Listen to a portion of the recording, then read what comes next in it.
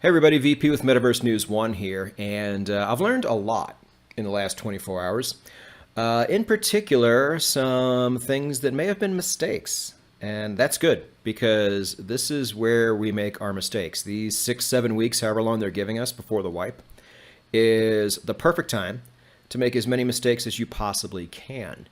One was kind of small, one was a little bit bigger. Let's start with the first one. And you might notice I have a lot more roads than I did before.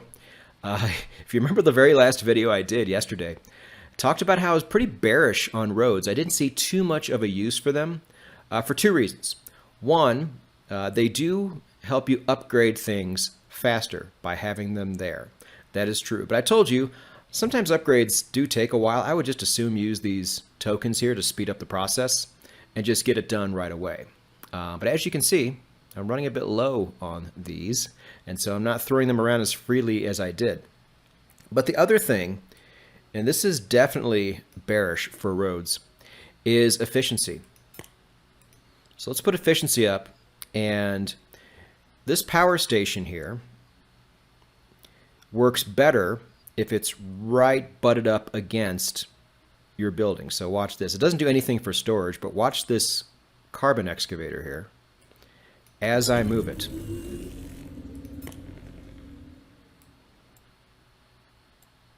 I can get up to as high as 120 if I butt right up against it. But if I keep it on the outskirts of this road, I top out at right around 117. I only get that 120 if I'm right up against it. So you're going to lose a little bit of efficiency by having these roads separating your buildings like that. So you just have to decide if that's important to you. I know that was only 3%, but that does add up over time. I understand that. So let's cancel this. But those are the two things you have to watch out for. But as a lot of you so astutely pointed out in the comments section, I thank you for this in advance. Roads also cut down on mining time, which I did not know. I totally didn't even notice this. So what I did, just to see if this was right, is I went back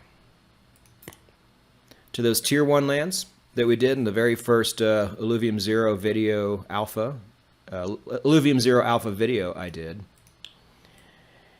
And I did one with no roads at all, as you can see. I said, okay, how long to mine carbon? Exactly 1 minute. Okay, cool. Go ahead and do that. But let's go to my other one.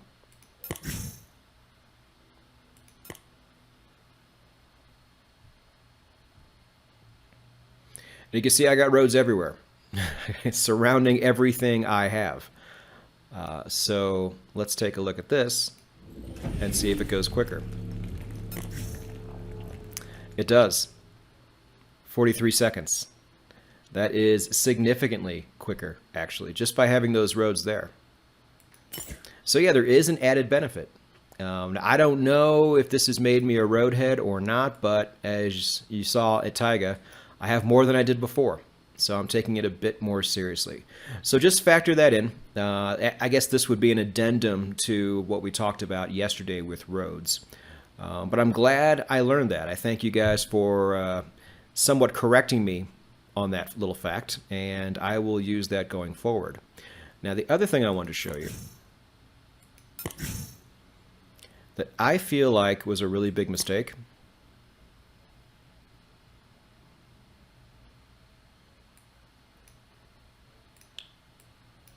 was building this thing right here, this Solon dredge. I think this might have been one of the goals on day one, but I didn't get there on day one, and it's no longer a goal. It cost a lot, and I can't even really use it until I have 100K silicon. I don't even have half that for capacity right now. And I've been upgrading the heck out of everything.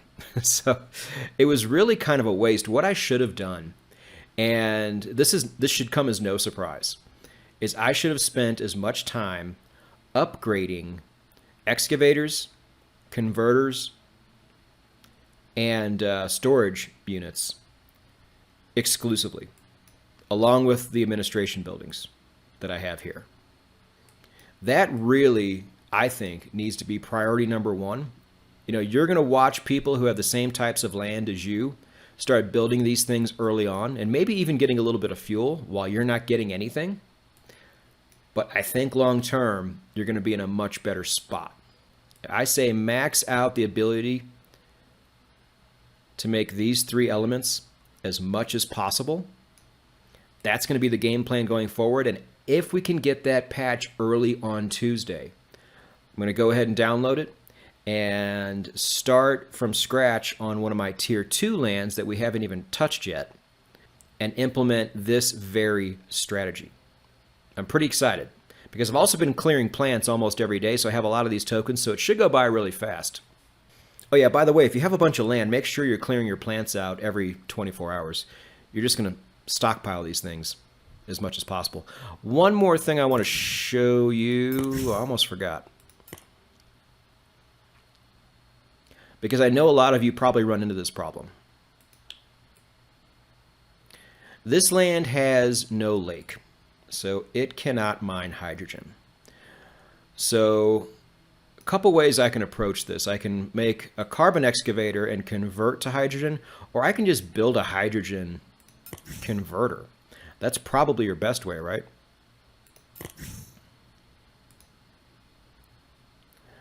So problem with that is I need engineering workshop 2, which means I need to upgrade my engineering workshop. The problem there is I need 1900 hydrogen and I only have 1000. So what do? You go to your goals.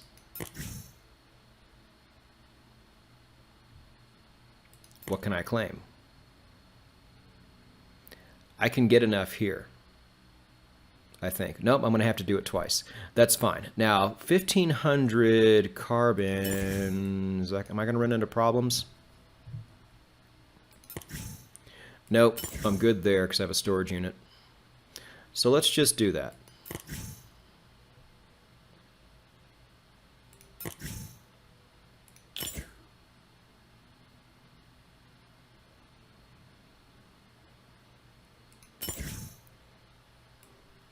So now we're good to go.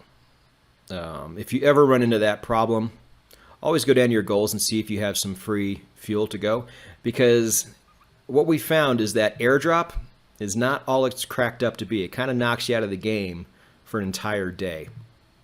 So it's good that it's there if you really need it, but chances are you probably don't need it. So those are our tips for the day. Stay tuned for tomorrow. If we can get that patch over and done with, we're really going to get down into some strategy.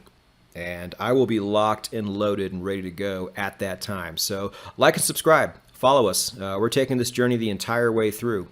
And then I will see you down the road.